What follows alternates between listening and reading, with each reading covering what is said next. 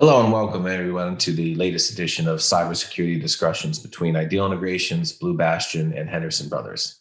These roundtables are designed to address critical areas of your security protocols, risk management, and financing strategies in short segments. Today's topic is managing your organization's security while staff is working remote.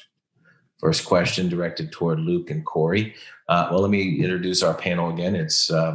We have Corey Bussard and Luke McOmie from Blue Bastion, myself, Michael Stratos from Ideal Integrations, and we have Dan Coast and Pete Horne from Henderson Brothers. So back to question one. Luke, Corey, what are the different options for companies enabling their staff to work remote? When you have Citrix receiver, virtual desktop, terminal services, individual laptops, VPN, et cetera. And how can an organization handle its cybersecurity for those remote workers and those technologies? Yeah. Other than perhaps going into MFA, which we do know should be a standard across the board with any of these technologies, and we discussed that in a previous episode, but talk about some other ways. Yeah, absolutely. I think that, you touched on a lot of the technologies just now on your list. And I think that what we're seeing is a bit of a shift and a change in how people work. Historically, we've seen a lot of companies that issue laptops and require their various employees to log in via VPN in order to conduct their work. But we've recently seen a larger push and a shift more towards the Citrix side of things and desktop as a service. Corey?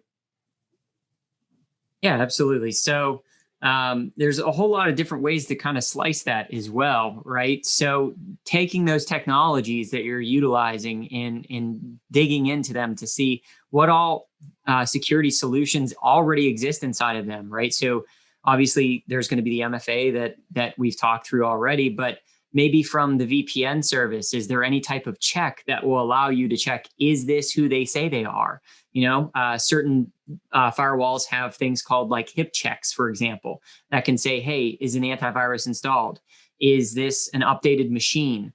Does it have this registry key if you want to do some obfuscated or, absurd things, right? So just throwing attackers off of the trail. So diving into those solutions to try and find different security mechanisms that maybe already exist and leveraging them. I think that one of the things, we visited about this the other day that's really key is that when you start using things like Citrix or VMware or doing the desktop as a service, right, you're moving a lot of that processing and operational work to a secure location, right?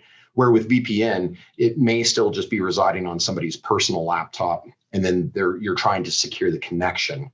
The desktop as a service and Citrix receiver, those other types of ways give you that added layer of protection to make sure that your data isn't going to go disappearing, or if somebody steals a laptop, they're not walking away with your client files.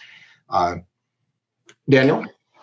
So real quick, so basically, there's validity in a lot of these technologies, and they work, but going the virtual desktop side of things, or thin client computing, so to speak, you're, as you said, keeping things within a secure facility. You're limiting the opening up your internal infrastructure to other places. So it's decreasing the surface area of risk. And again, there's ways to protect against that. But I as a administrator don't have to worry about protecting against what things are in somebody's home, et cetera. So I segment myself from that. So that makes sense. So Dan, let me have another question for you. Colorado proposed its own Colorado Consumer Privacy Act. Virginia has one. California has one. There's also the GDPR. Is there insurance coverage for an organization that experiences a security incident and has to respond to this growing list of breach and data privacy laws? Sure. Yeah, great question. And I think the short answer is yes. Regulatory fines and penalties is often found in a cyber insurance policy. So very critical coverage when structuring that policy. And, if we kind of look back to GDPR, that kind of kicked off a lot of the commentary around the consumer privacy. And years ago, a lot of the insurers were excluding coverage for GDPR fines and penalties. We're seeing, that change a bit. But more so, we're seeing GDPR kind of migrate around the globe. So I think it next went to the Pacific Rim, and now California and Virginia and Colorado, as you mentioned. So what will be interesting to see is kind of how these laws continue to morph and change on a state by state basis. And obviously, you've got fines and penalties, so you've got a higher legal and all the different costs that come in with these different state regulations. So we're closely monitoring that. And as these change and new states add regulations, it's only going to get more costly. So definitely something to pay attention to. Peter, anything to add to that commentary? Cost, right? We established that there's appropriate coverage that an organization can put in place, but most of these statutes, California is fairly notorious for this, have jurisdictional reaches that go beyond state boundaries.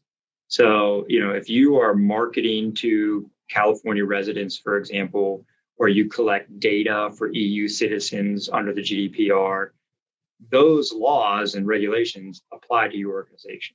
So, you just need to be mindful that I might be sitting in a jurisdiction that doesn't have one of these laws yet, obviously trending that direction. But you still might have some kind of exposure, fines, penalties, et cetera, such that that type of coverage under a cyber liability policy would be important for you. Okay. Just real quick as we wrap up, I want to give everybody one last chance. Any closing comments or anything that they want to add to the couple questions that we covered here? Obviously, there's a lot of data here. We could go on for a lot longer time. Certainly, if anybody has any other questions or needs to dig deeper, we're available to do that, and we'll probably touch on those things in future episodes. But any closing comments from anybody on the panel? Yeah, for sure. So if you look at Citrix just real quick and things like VMware View, right? Just one thing I wanted to toss out there was if you're doing that over, say, VPNs, you can actually include that in your disaster recovery plan as well. And it does make disaster recovery easier, which should also always be part of these types of conversations. So I just wanted to toss that out there. Thanks. Peter, Dan? I think that covers it. We can invite people to contact us if they have more questions. We'll catch you in the next session. All right, everybody. And again, thank you guys, Peter, Dan, Corey, Luke. I'm Michael Stratos, and everybody stay safe. Thanks, everyone.